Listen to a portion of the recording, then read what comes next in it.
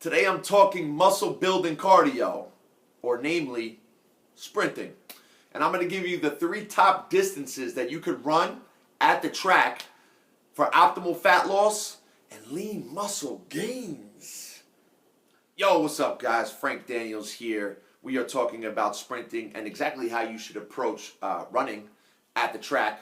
Before I do that, I have a free core training report, and I am convinced that everyone on the planet wants a rock solid core. So if you're convinced like I'm convinced, you can download this free report with 9 of my best tips on how you can do exactly that by clicking this link right here. Mobile device users, head down below, click the first link in the description.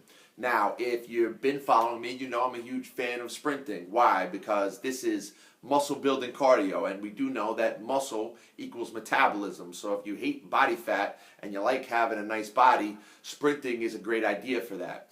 Now, the main issue, or why I'm creating this video right here, is because some people may have never thought to sprint in the first place.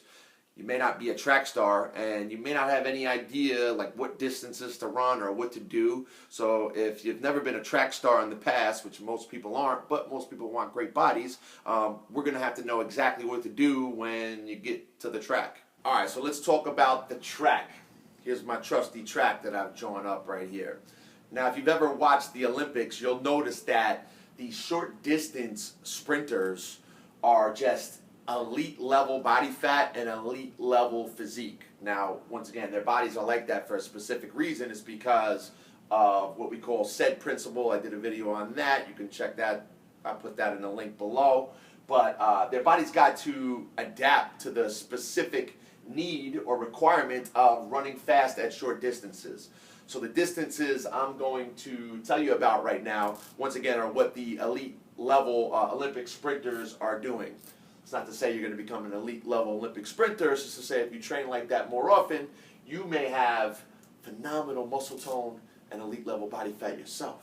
So there are 3 distances that I think that you guys should focus on when you're at the track and you're sprinting. The first one is 100 meters. The next one is 200 meters. And then we have 400 meters. After 400 meters, we start to get a little bit more aerobic, and we're not producing as much speed. And producing speed is going to help us to build muscle tissue, elevate metabolism, all that good stuff. So let me just show you what 100 meters looks like. If you've never been to the track, this is what it looks like. 100 meters is right around this line right here as we come around the oval, and it's going to go the full kind of length of the side of the track right there. That's the shortest, fastest sprint that they do in the Olympics, 100 meters. Let's talk about 200 meters. 200 meters is going to start somewhere in the corner here, and you guys will see lines. You'll see lines at pretty much any track that you go to. 200 meters is going to start in the corner, and this is going to swing around, and now it's going to come all the way the distance of that 100 meters and end in that same spot.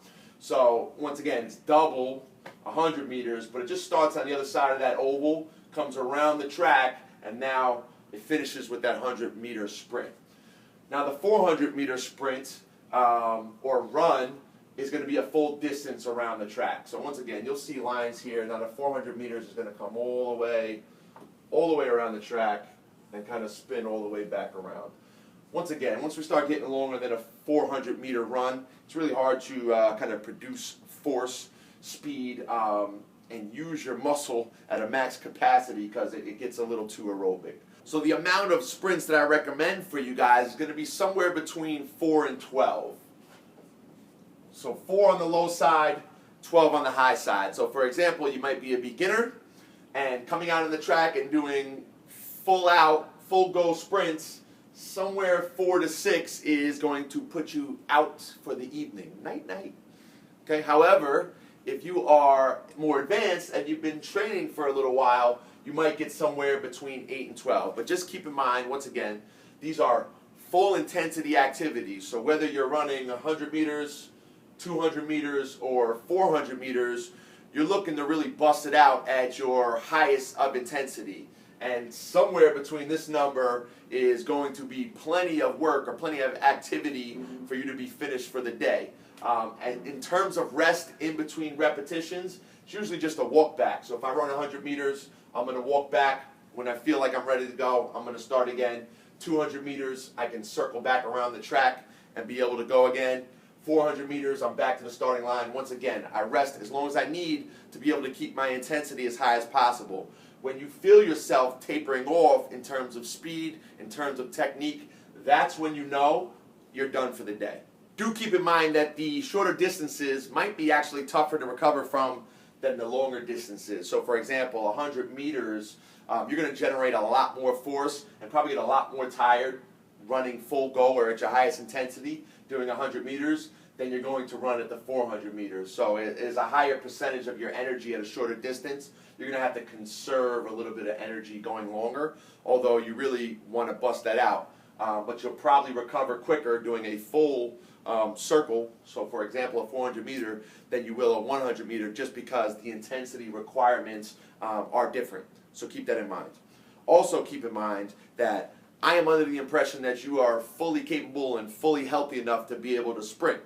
If you are not, if your joints are bothering you or you are not physically prepared for activity like this, once again, that's a story for another day. I'm under the assumption that you are prepared for this. If you are not, ignore my advice and make sure you hit me below so I can give you the best advice possible to get you prepared to be able to sprint, burn fat more readily, and of course, build some muscle tissue.